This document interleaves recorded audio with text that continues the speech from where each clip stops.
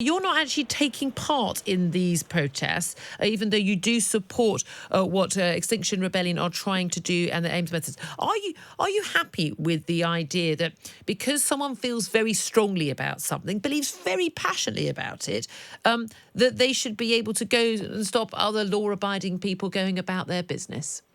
Well, I think the thing with climate change is it goes beyond one's personal belief. I mean, the science is basically on our side and the facts are on our side, which is we've got less than 11 years before we do irreparable damage to the planet. So I think the people on the streets today, it goes beyond their personal belief, although I'm extremely grateful for their dedication in bringing this most important issue that we're facing at the moment to the top of the agenda.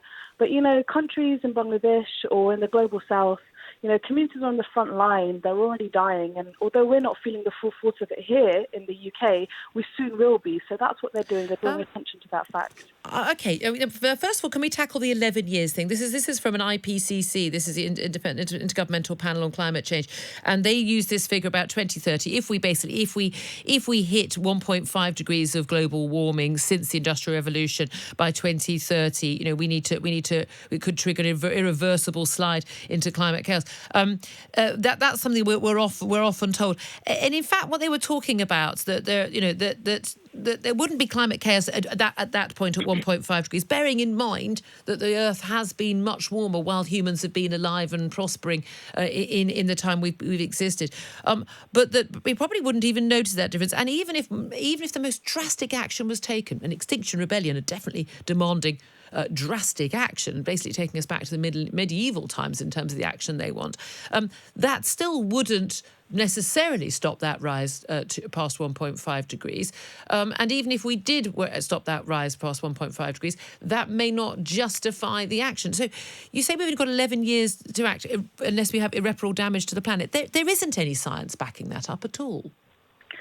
Well, I would dispute that. I think the governmental bodies that are tasked with looking at the trajectory of climate change themselves have said that this is one of the biggest issues facing us. The science has been pretty universal for well over a decade. And actually, I would say that politicians have been lazy in taking action and catching up with the science.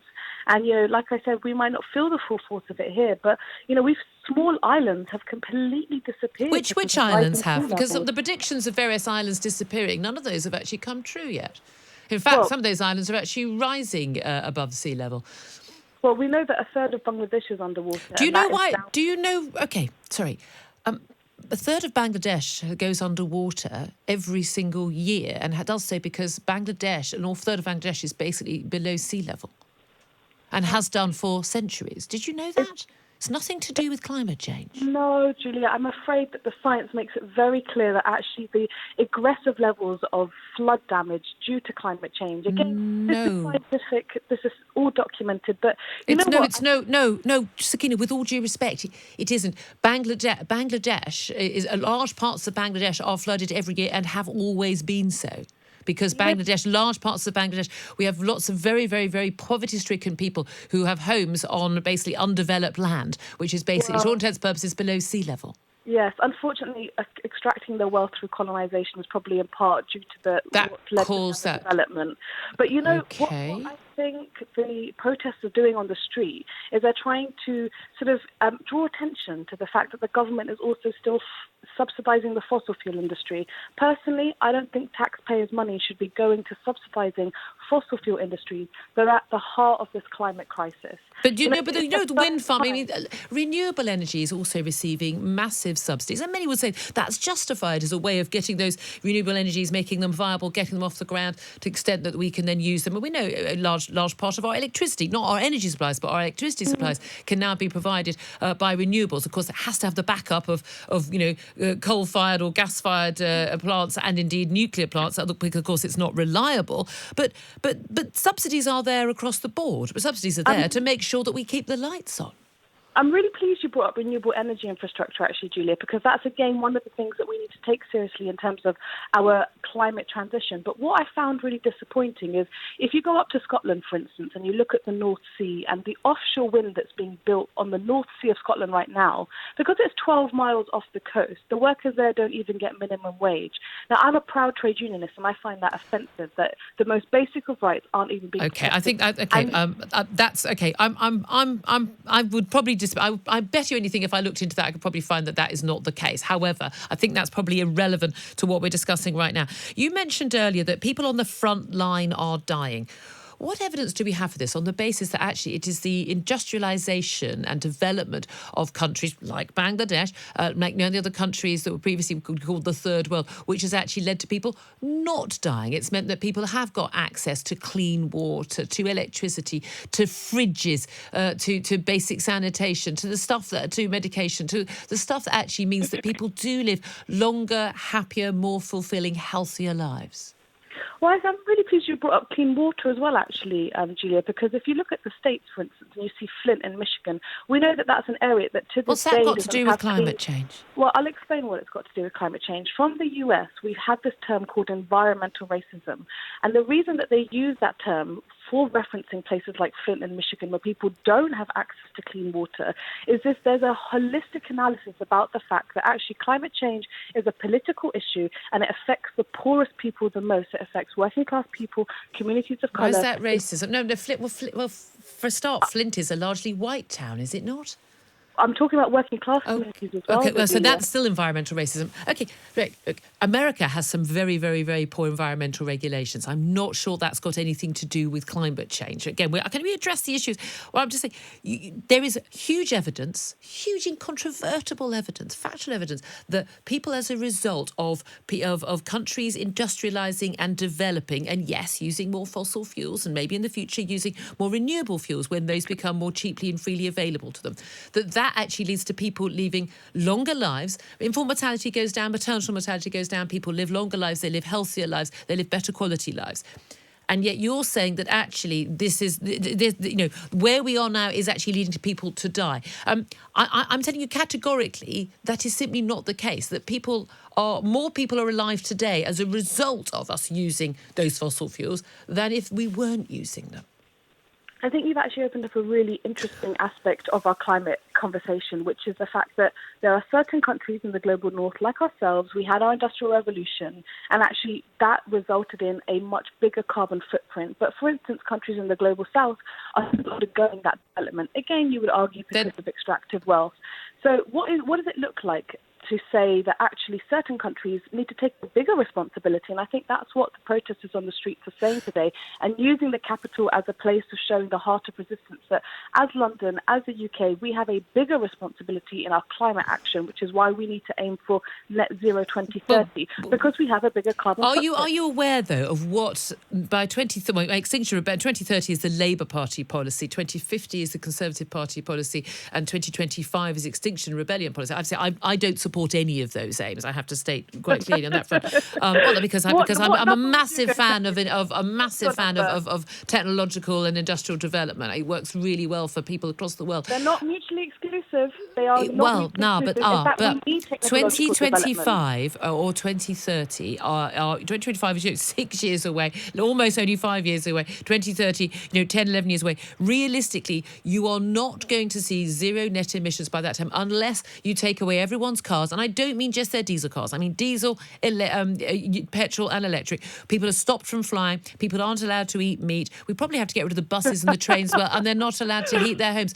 There is no way we will have zero net carbon emissions by 2030 unless people aren't allowed to have boilers in their homes. So how are you going to tackle that issue? No, I just think it's, that dystopian image is so far. How are you going to do it then? Julia. Well, 2030, firstly, you say net zero, right? So no one's saying we close all the airports by 2030.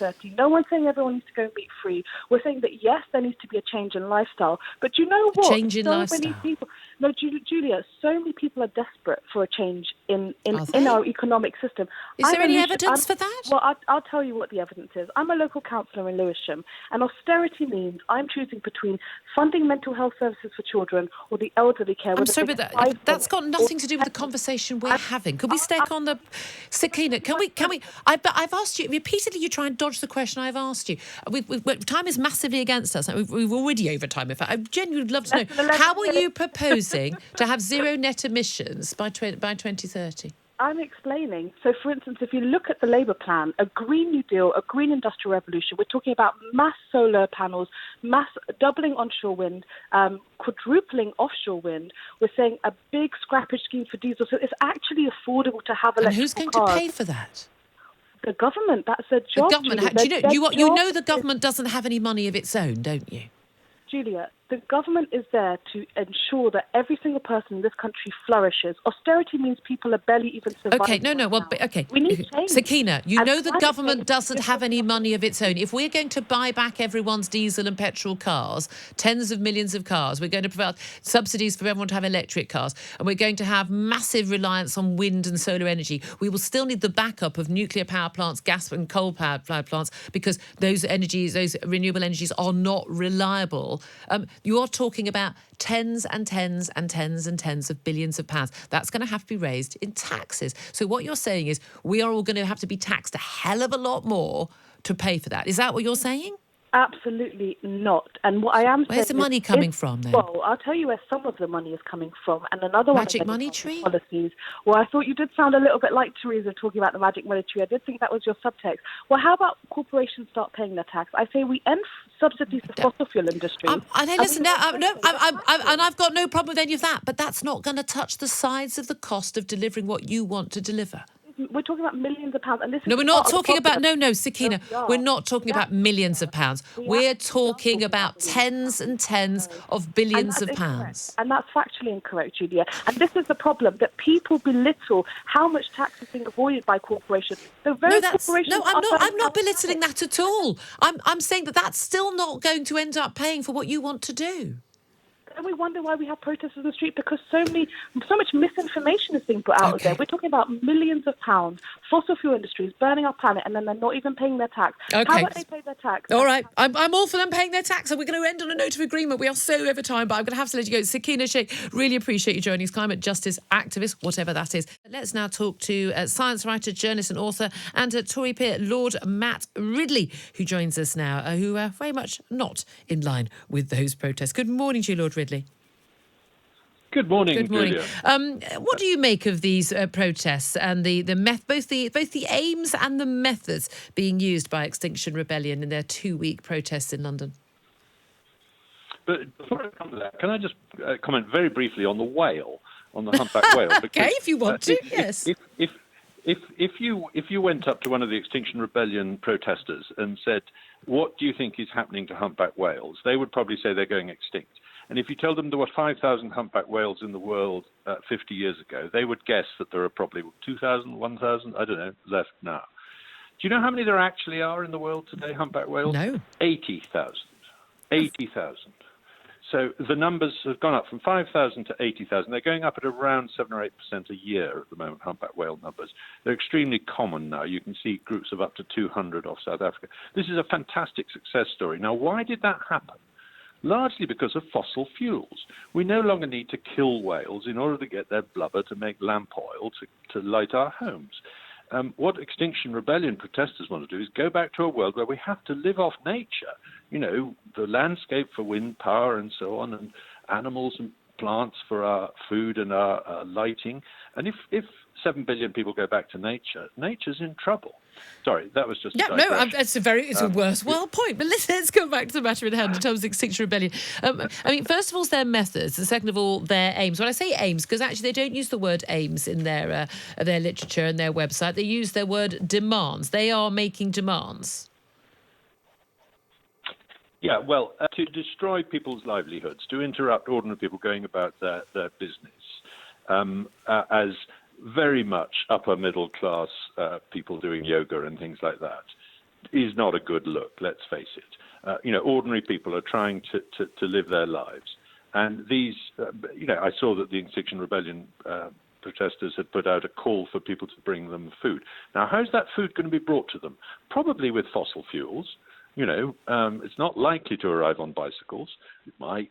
So there's a degree of extraordinary hypocrisy going on here. But what worries me is that the establishment, in terms of journalists, politicians, and the scientists too, have kind of talked a whole generation into this extreme apocalyptic rhetoric, which is just not supported by the facts, and which is resulting in both methods and aims that are not realistic. I mean, if we are to get carbon dioxide emissions down, the only way we can do it is with new technologies, with nuclear particular.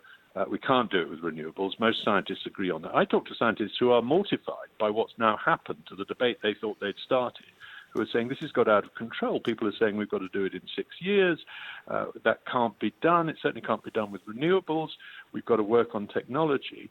So why were so many people in the establishment so keen to talk up the rhetoric of imminent catastrophe when what the science says is that we face a slow burn problem? We face a problem. Well, let's talk about what the science says, because we're constantly told that we've got 12 years now, 11 years to save the planet before we face imminent crisis. And this is what the Intergovernmental Panel on Climate Change, the IPCC, said. Now, that wasn't exactly what they said, was it? Explain where we get this 2030 deadline from. Well, it basically comes from the politicization of the issue, not from the scientific facts themselves. The IPCC reports are quite careful and quite modest. They have a huge amount of science. Then what happens is, before the damn thing is finished, something called a summary for policymakers is written, which is just that little bit more alarmist than the facts behind it. And then that gets amped up by people trying to talk it up. So, what the science actually says is that we're warming at the rate of about 0.15 degrees per decade over the last 35 years. That's roughly half what was predicted in 1990. The first IPCC report predicted, and that, by the way, was the word it used, prediction, 0.3 degrees plus or minus 2 degrees, 0.2 degrees per decade of warming. We've seen less than half of that. We've seen less than what they said was the bottom of the range. And we've seen no change in the frequency or intensity of storms, droughts, or floods. In fact, droughts have slightly declined. Well, hold on a minute. We're constantly told we're seeing way more extreme weather. I mean, a lot of that will be just that we're seeing it on 24-hour rolling news, and everyone's got a phone with a camera, and so we tend to see these things and be more aware of them. But we've had, every drought, every hurricane, every bit of extra rain, every time it's cold, every time it's very hot, fires in the Amazon. We're constantly told this is all down to climate change. Yeah, and it's just not true, I'm afraid. There's no trend in tropical storms, either up or down. It varies from year to year. There's no trend in drought. There is a slight trend in drought. It's downwards. There's slightly less drought every year, but very, very slightly. It's not significant. There is flooding getting worse in some parts of the world, but that's almost entirely because of land use change, because of people chopping down forests and things so that rivers flood quicker. Well, can I ask you about Bangladesh? My guest earlier was mentioning how Bangladesh is being flooded as a result of climate change. No. Bangladesh is occasionally flooded and has been for generations as a result of the fact that it's a very low-lying area, very prone to sea level surges when you get storms and things like that. And hundreds of thousands of people used to die in cyclones in Bangladesh. It hasn't happened now for a long time. And Bangladesh is actually gaining land. That is to say, the islands at the mouth of the Ganges, not the Ganges, the other river, what's it called? Not the Irrawaddy, the Brahmaputra. The islands at the mouth of the Brahmaputra are actually growing in size. Why? Because of silt coming down from the Himalayas, which is accumulating. Okay. So actually, it's simply not true that Bangladesh sea level is rising. There's no question about that. It has been rising for about a century, and it's been going up at the rate of about 1 foot per century. And there's no evidence of an acceleration of that trend. Is that something we should be worried about? Presumably, for sea level rises and falls all the time, does it not? Is that not part of the way our planet moves and our climate? I mean, our entire planet is a living organism, isn't it, in that sense? Should we be worried about sea levels rising? Sea level can rise quite fast in some areas where the land is sinking, and in fact, sea level can go down in areas where the land is rising. So the east coast of England is sinking and the west coast is rising, roughly speaking. So sea level will be going down on the west coast of Scotland, it's going up in East Anglia. But overall, a foot per century is what we coped with last century, and it's what we could cope with this century. We rebuild our cities roughly every few centuries anyway, so it's not impossible we could shift. Now, if that were to accelerate because of drastic melting of Greenland's ice cap or something like that, then yes, we would face a serious problem because so many of us live near sea level, and we would have to take fairly drastic action. But the action we would have to take what's adaptation, that is to say, building better seawalls or shifting people inland or something. It would not be it would be too late by then to stop it with just by driving less or flying less. Well, this is it. We're constantly these told these people want to shut down civilization. They want to shut down the way we actually operate. But that's the thing. Just fine. I could talk to you for ages, and I know you and I are going to be doing a podcast next week. I want to talk about this in so much more detail. But yes, we're told we're facing a catastrophe. We're told we're facing a crisis, and these need drastic action. But the actions to deliver what Extinction Rebellion want by 2025 near net emissions, and indeed Labour want by 2030, and indeed Tories have pledged to by 2050. This doesn't just mean us, not buying a McDonald's and perhaps paying a little bit extra for our flights. Can you talk us through just what sort of lifestyle changes we would all have to make if we were to achieve those targets? Well, nearly all of us heat our homes gas, and those of us who don't heat our homes with electricity, and the electricity is mostly made with gas. So if we were to do without gas, we were to say, right, no more natural gas, then we would have to huddle around wood fires. How many of us have access to firewood? Not very many people in cities. Imagine what would happen to the air quality. Imagine how cold it would be living without central heating in the UK. Most of these middle-class protesters have never experienced it and haven't for generations. That's just one example of the kinds of changes we would have to make to hit zero emissions in 2025. There is no way to replace home heating with zero carbon energy sources in the short term. And we'd really struggle to do that. Do you think the police should do more to make sure that those roads, publicly paid for, available roads, are actually available to law-abiding citizens to go about their business? I do, actually. I mean, look, first of all, no one's in any doubt about needing to tackle climate change, but they are protesting in the leading economy in the world who are doing the most on this subject. We've already legislated to get to net zero by 2050. In my department, for example, we're going to end the sale of petrol and diesel cars in 2040. And last week at party conference, I was talking about bringing that forward to 2035 and investigating that. We are doing absolutely shed loads on this issue. So go and protest in a country who are not doing what is required. But for heaven's sake, if you or I parked our car in the middle of the road and left it there, not only would we be fined, but we'd find ourselves up in court if we refuse to move it or be towed away. I can't see how it is right outside of the building that I'm currently in, for people to simply set up tents, leave them there, and for the police to be standing around the outside. It's not a good look, and I know that the Metropolitan Police have been planning for this 2 weeks of protests, and I think they need to put those plans into action. Where is Sadiq Khan? He's been very quiet. He's been as quiet as a mouse. You have people who've closed down London, make it almost impossible to get to certain hospitals, can't get to work, and he has had nothing to say. His statement has been him telegraphing his virtue, which I think is terrible. What Londoners need is someone who's going to stand up for them. This is a time we'd expect the mayor to appear and do something. That's where I have to start, and I tell you why. Yesterday, I went to Westminster Bridge and I met some of the people who were protesting. Really good-natured protests, really strong points about climate change, sea level, single-use plastics, all that kind of stuff. Myself and my son, we're both asthmatics, so we're focused on these issues. But I had to say to someone, but look, you're affecting just my ability to go to work. Is that right? And then the other thing that really made me look at what's going on, when I was on Westminster Bridge, there was a guy carrying his tools across the bridge.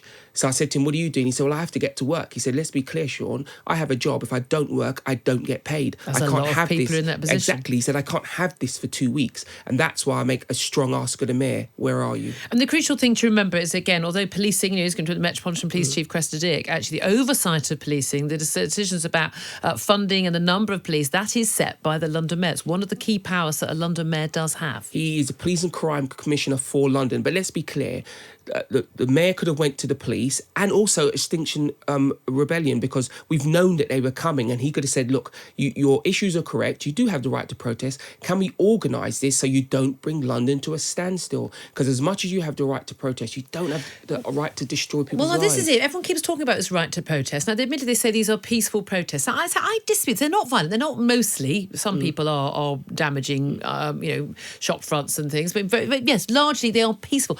But they're not legal protests. You don't have a right to illegal protests. You have a right to have a march. You can contact the police. They said they've been dealing with the police and everything's all fine. But there wouldn't have been raids on various people's homes and warehouses to confiscate goods if that were the case, if the police felt they were fully cooperating. But you don't have a right to shut down major arterial routes in the capital city of this country. That's not a right that is conferred in our democracy. And the other thing as well, I was speaking to people yesterday. I spoke to 2 guys and about 4 or 5 different women who seemed really, really well educated, really well focused. And I had to say to one couple I spoke to, do you think you're making people who are not climate aware support this issue? Because I want to support it. I'm constantly trying to learn about it. You don't support the aims of Extinction Rebellion. I know. I want to learn about climate change. I want to learn about how we make our environment cleaner. But if you do these kind of things, it turns people off, and you don't have the right to make demands. Some of the things that they're asking for are basically going round politics and saying, just give us these things. You have to go through it the long way. Believe you me, I know about marching. Someone trying to get elected. The long way through politics. I just think that we need a much more reasonable debate here, and that debate could be started by a mayor stepping up. Well, I mean, you've got Boris Johnson, the Conservative Prime Minister, has talked about the Extinction Rebellion protesters as uncooperative crusties yesterday. He said they should abandon their hemp-smelling bivouacs and stop blocking roads. I'm not necessarily sure that he needs to be insulting to them. Although, I mean, I think a lot of what they're asking for is completely lunacy, absolute lunacy. But I think they're well-meaning. But there does seem to be a view now that because people feel passionately about something, whatever it is, that's okay for them to then force their protests and okay, peacefully, sometimes not peacefully, impact on other people's lives because they feel passionately. Do you think that the government, I mean, Theresa May, the former Prime Minister until July this year, she basically agreed to a 2050 net zero emissions target. Labour committed to 2030 target. Extinction Rebellion was a totally, impossible to deliver 2025 target. But should governments be paying so much lip service to this, saying, oh, well, their aims are good? Look, their aims these are anarcho-communists who want to tear down democracy and who don't actually respect the democratic norms. They say, well, we can't get elected, so we're not going to try that way, we're going to make demands. Should we be paying lip service and paying and treating with respect people who act in this way and try and go outside the bounds of normal democratic conversation? Look, we have the means and the wherewithal to protect our democracy, and people have to operate within that. As someone who stood for Parliament, council and all kinds of stuff, I understand that, and I hope people at Extinction Rebellion understand that, because if they don't, what they'll end up with is people fighting against them instead of them making their point. And the fact that you're passionate about something certainly does not give you the right to disrupt other people's lives. I cannot have this conversation and not mention the fact that we've had an acid attack and a stabbing in the last 24 hours. And what's happened here is you've had the police who've had to focus on something else in very large numbers, so they can't do their day job, which is keeping us safe. And the police have said repeatedly that actually the biggest single demand on them this year has been Extinction Rebellion, their various protests and threatened protests.